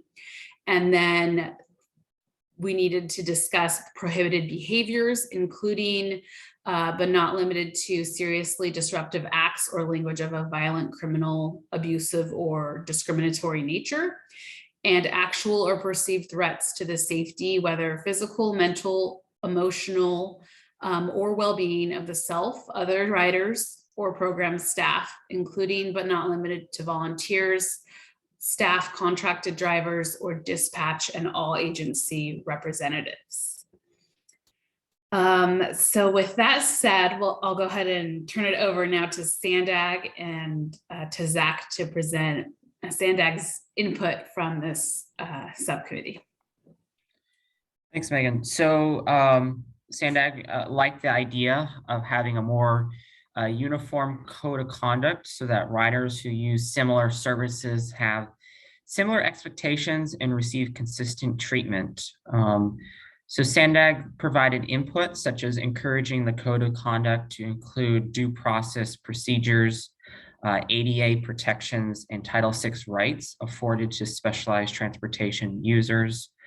Sandag also suggested that the uniform code of conduct be piloted so that specialized transportation providers could collect data on its implementation, evaluate its success, discover any lessons learned, and offer recommendations for improvement as applicable.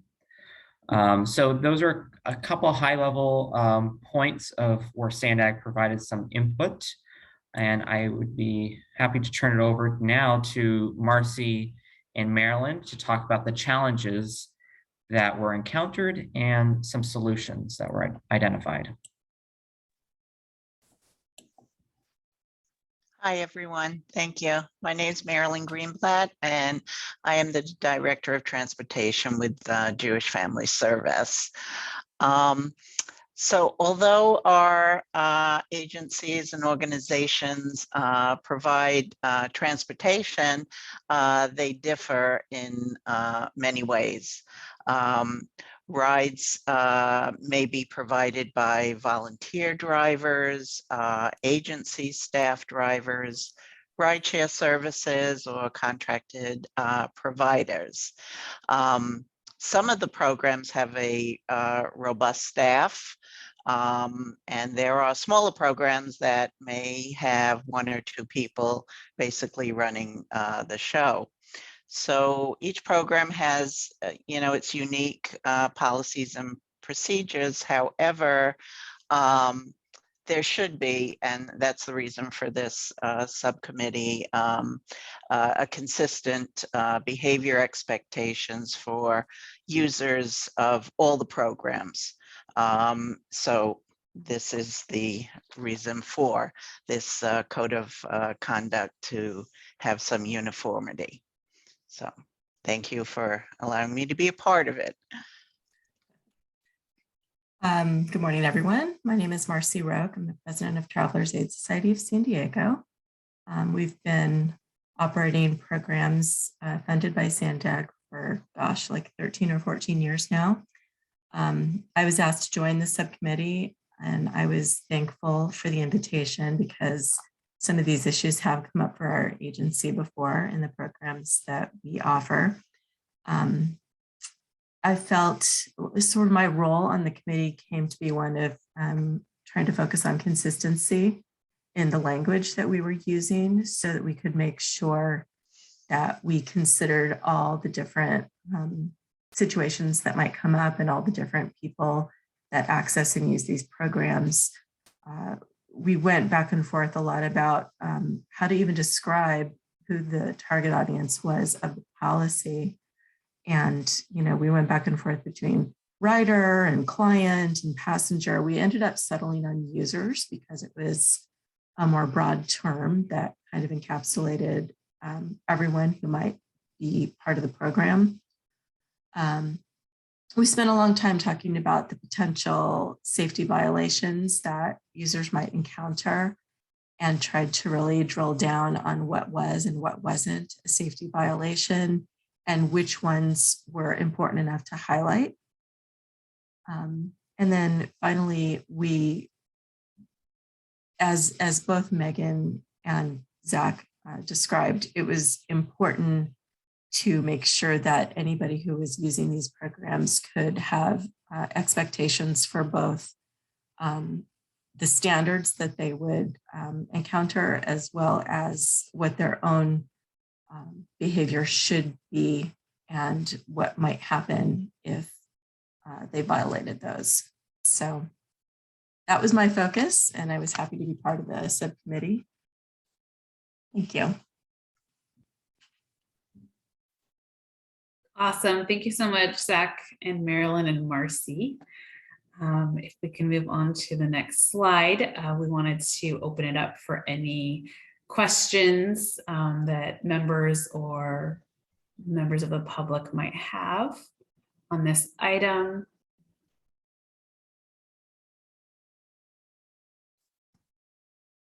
Sharon? Yes, hi, thank you.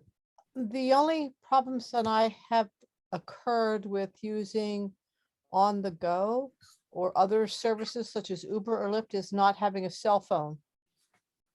And there are some of us that don't have a cell phone, so how can that be solved?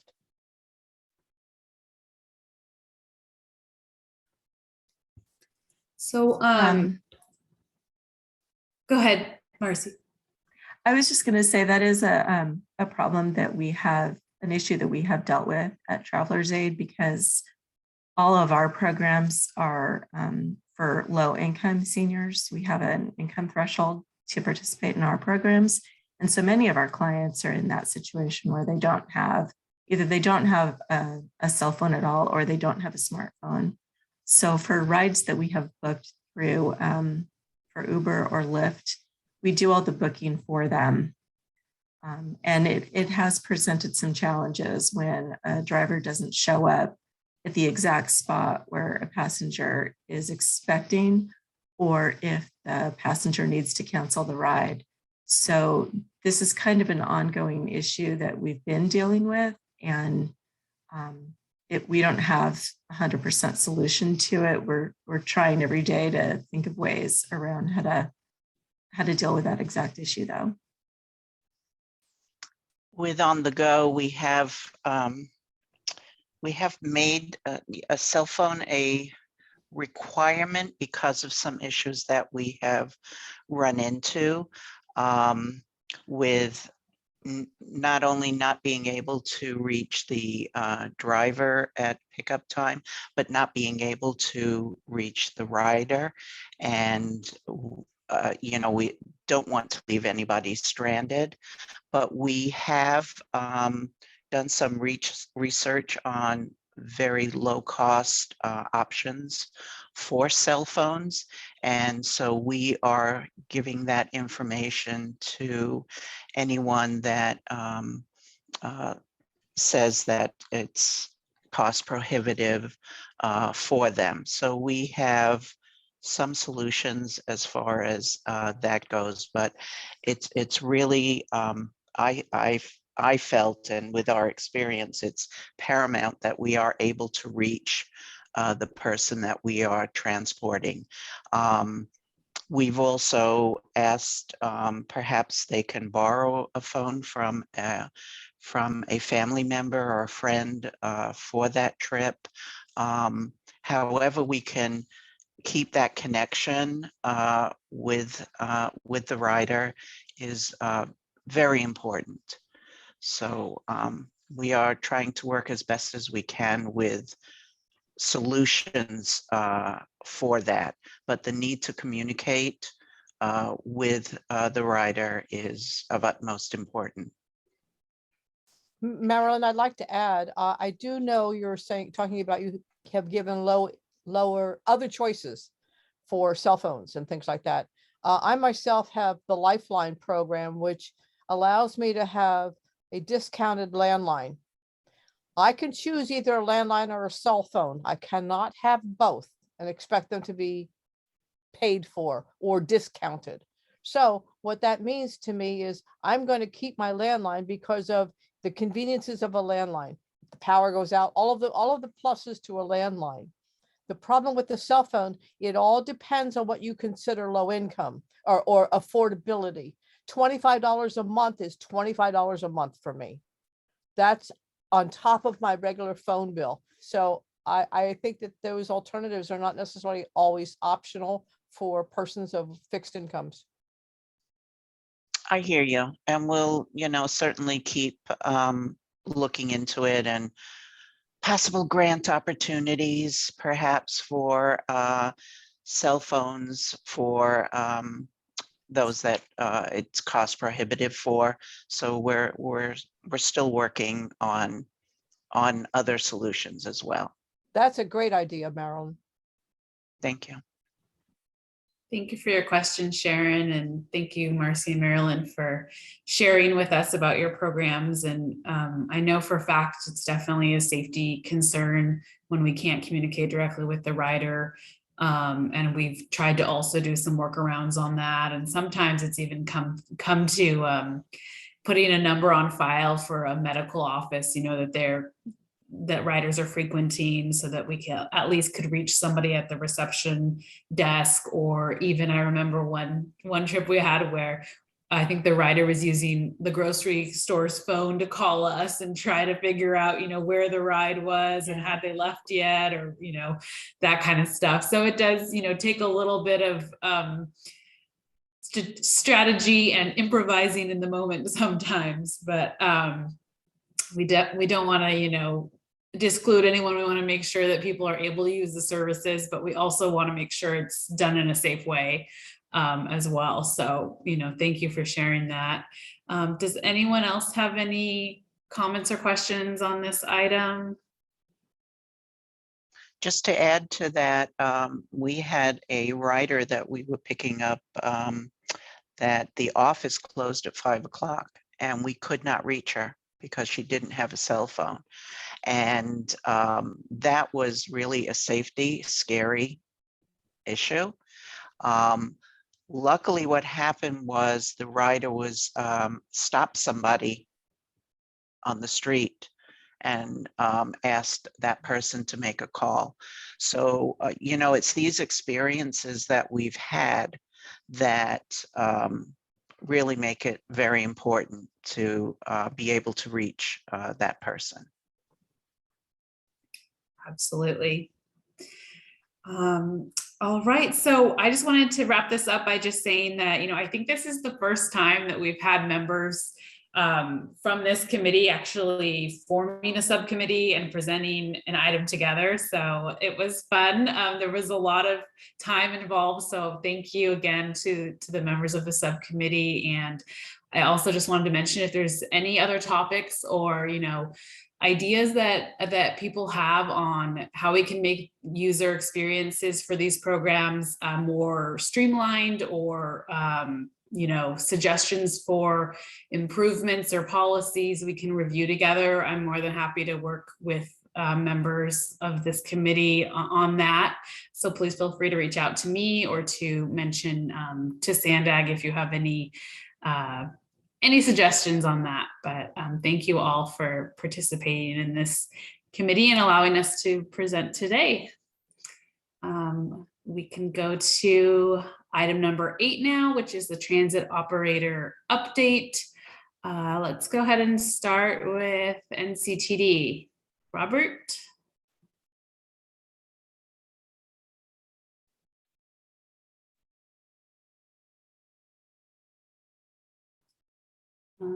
Is Robert still on? Maybe Mary? Hi, thank you. Maybe Robert got disconnected or something. But just to provide an update, effective April 3rd, there will be targeted frequency reductions for some of our services to accommodate for the severe operator shortage that is being experienced nationwide.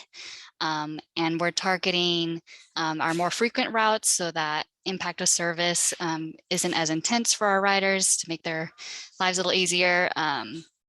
And per route, the reduction is about expected to be about 20% per route, with the exception of the route 318, which is expecting a 10% service reduction. And so I'm happy to accept any questions, but this is just necessary to accommodate our riders and have fewer last minute cancellations that are very disruptive. And we hope that this is a temporary measure.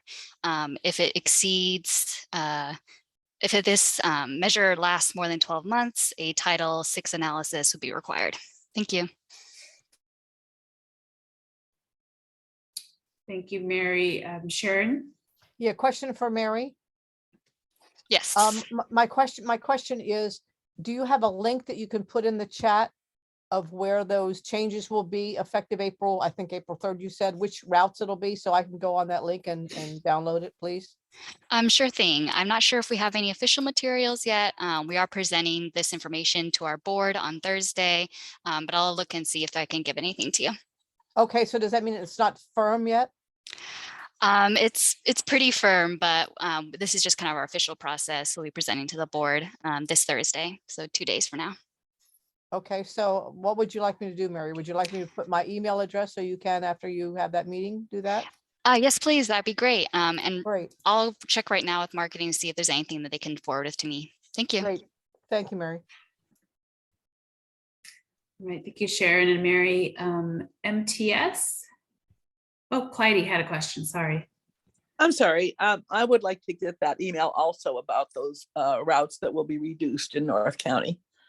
I will put my email in the chat. Great. Thank you so much. Mary, I can send you a list of our members, and if you want to send it out to everyone, I could do that for you, so you don't have to pull all the emails. Thank you, Ashley. I appreciate that. I will send you that. Thank you.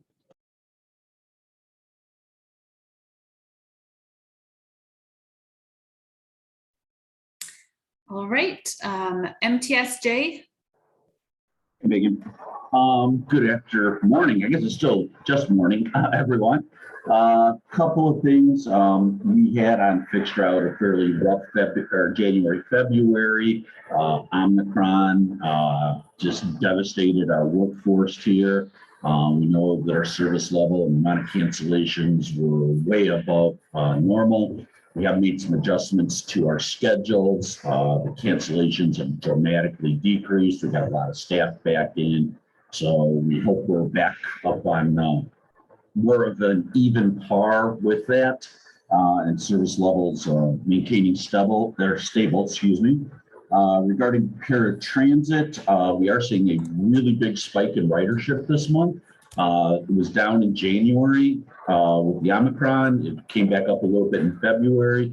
March is trending to be our busiest month since COVID hit. So we're very excited to see that, and that people are getting back out and riding and getting out into the world again. So we're very excited to see that rebound coming. We're still at below 50% of pre-COVID levels, but considering we were down 91% at one point, it's definitely come back a long way. So we hope that continues to increase. We launched in January our web portal for online access to reservations, scheduling, abilities to add, delete, cancel trips, change personal information, check your vehicle, all that stuff. We've had great response. We've had hundreds of enrollments and over 800 trips that were booked in February through that portal, and those numbers just continue to grow. So we consider that program to be a real successful launch.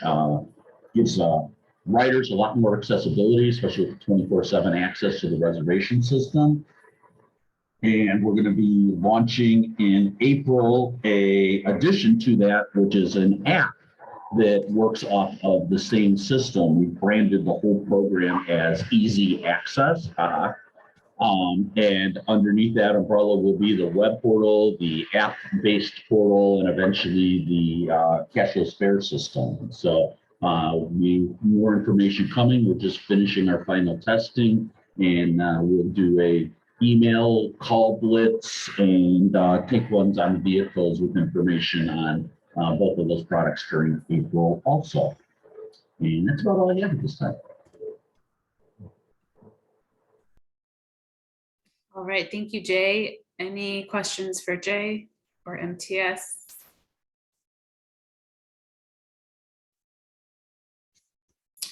Okay, I don't see any. All right, next item, it's me again. Okay, so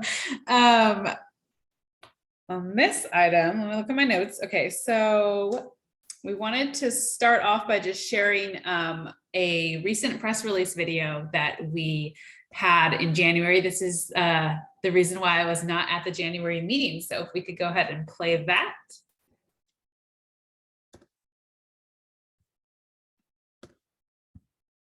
Seniors.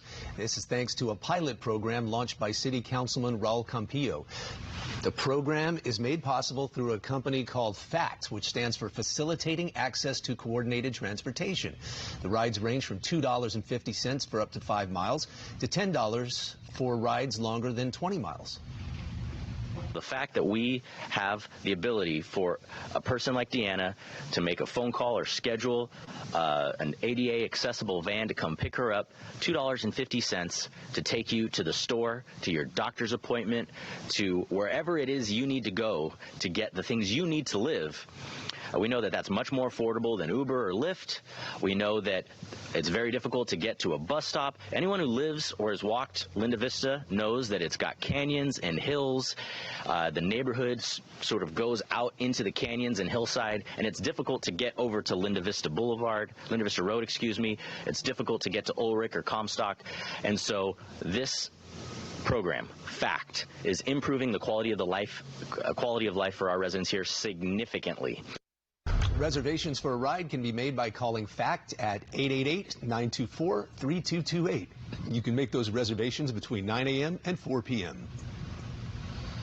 All right, well, a current look at temperatures right now. Great, thank you. So that is the reason that I wasn't here last time. I was at that press release, and basically we have received a grant from the San Diego Foundation to provide trips specifically within the Linda Vista community area, District 7, and we worked with Council Member Campillo on that grant, and so we're currently doing trips. We started that, I believe, in October, and I think it runs through September of this year, and so far I believe we've provided over 1,000 trips. And ongoing as we speak. So if you do live in that area, feel free to give us a call for transportation and share with those you know who may be in that community.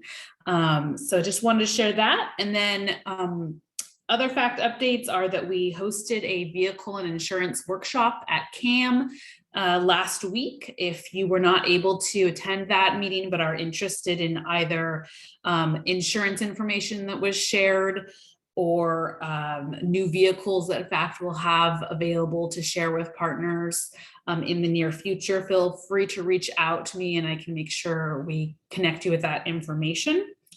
And then for the other updates, we have a board meeting coming up March 24th, and then the next CAM meeting will be on April 12th. So it looks like Sharon, you have a question for me? Yes, I do. Thanks. Sure. Question on you said Linda Vista. So do you do your rides based on territories?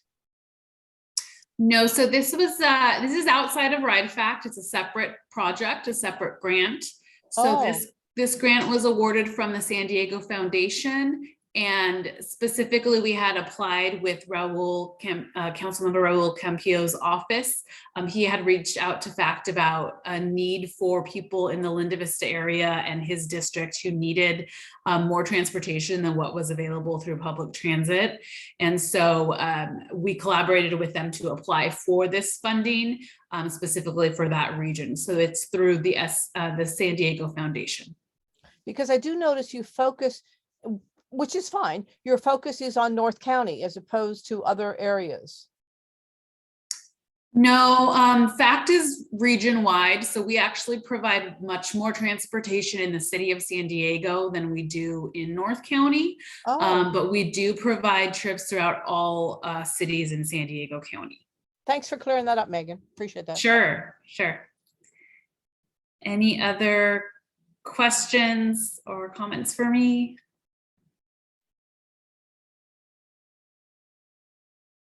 All right, thank you. We'll go ahead and go to item number 10, which is the Sandex staff report. I know we're running short on time, so thank you for those who could stay with us. Thanks, Megan. This should only take like 45 minutes, guys, so just bear with me. No, I'm just kidding. Just really quick, guys.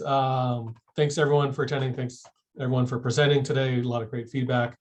Appreciate it. Not much else going on with the short range group than what you've been hearing today with Zach's group. We are busy working on the Youth Opportunity Pass pilot, which will give a free fare to youth for about a 14-month pilot period, working with MTS and NCDD and our CBO stakeholders on that. We're looking for a May 1st launch date on that. It's not 100% official, but I'd say 90%. You'll start hearing probably in the next couple of weeks more news on this, and there'll be a ton of information on for how the youth to get the pass and all of that. So that's exciting work, and we hope to keep getting more funding for things like this and other things. And we'll be launching another study in the summer as well to look at how we can do free fares or lower fares for even more than just youth in the region. So for low income riders and people in disadvantaged communities. So that report will be probably a year and a half in the making, with a lot of public input and involvement to understand, how much would that cost? What would you want if you had a trade-off between a free fare and the same amount of service or half a fare, but more service? What would you prefer? So a lot of those kinds of questions, I know we'd all like free fare and 10 times more service, but we need 20 times more money to do something like that. So look forward for that. That's going to be a great study. I think really getting a lot of public input. We'll check in with STAC a lot on that one. Besides that, Ashley, Shauna, anything else from our group? No, I think you got it, Brian. Thank you. Any questions from STAC members?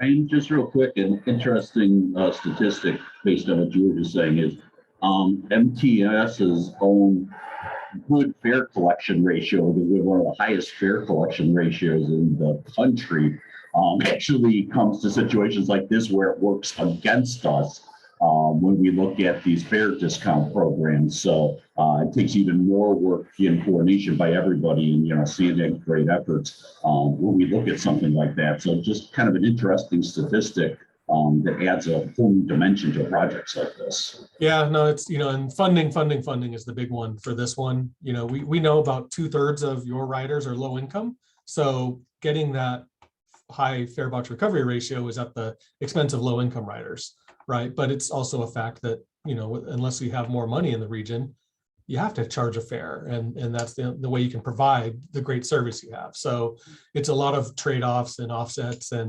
But again, that's my favorite term is funding. So when you hear about ballot measures or sales taxes, anything like that, perk your ears up, because that's where we all need more funding in this region. And that's how we can afford these types of things. Thanks, Jay. All right, that's it, Megan. Thanks. Great. Well, thank you, everybody. Our next meeting is going to be May 17th. I just wanted to add, if maybe I was thinking maybe we can do something a few weeks, before the agenda is set, where we maybe ask the group for any topics that they might want to discuss. I have a couple items in mind for the next meeting already. So I think it would be great to just get some more ideas on there. I loved the interaction from this meeting, so many different people presenting together and working together. So that's been awesome. And I just hope everybody has a great afternoon. Megan, you just reminded me. You reminded me next meeting. Okay. The other thing I wanted to talk about was the next meeting, if we want to stay virtual, or we could do it in person, or we can do a hybrid. And I wanted to just hear from some folks on thoughts on that. We're doing 100% virtual now on the Zoom meetings, and I think the attendance has been pretty great with that. We can do a hybrid option where folks could come into a room at Sandag, and we could have the technology to still stream it for those who want to do virtual online. Sharon, I see you have your hand up. Is that about this? Yeah. How about a poll survey, Brian?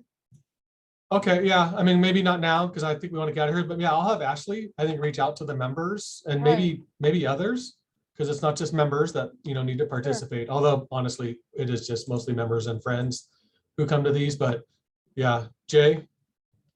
Right. I was just gonna say, I think the hybrid is great. Having the best of both worlds where people can join online, even if it's just time constraints, sometimes for me getting between meetings and that travel time, but also the in-person interactions are a really valuable asset also. So that would just be my 2 cents on the topic. Yeah, I mean, I think my go-to would be hybrid as well, unless I just we had a poll and everyone said, I do not want to be the only one online or something. I don't know. And, because it is tough being that person on the Zoom meeting when everyone else is in a meeting in person, you kind of feel like that left out person. So I think we need a lot more work for our hybrid meetings to ensure that those online, we can see their hands raised, that they get that chance to speak up. But otherwise, I think it's a great solution. All right. Thanks, Megan. Sorry about that. That's okay. Thank you. And Megan, I have one last question from the DOT. When are masks going to be removed from a requirement for the transit? So recently the extension was made through April 18th. So I believe at that time they'll be updating us again or taking it away, depending on that. All right, great. Well, thank you so much, everybody. Take care. Thank you. Thank you. Thanks. Bye, everybody. Thank you. Thank you.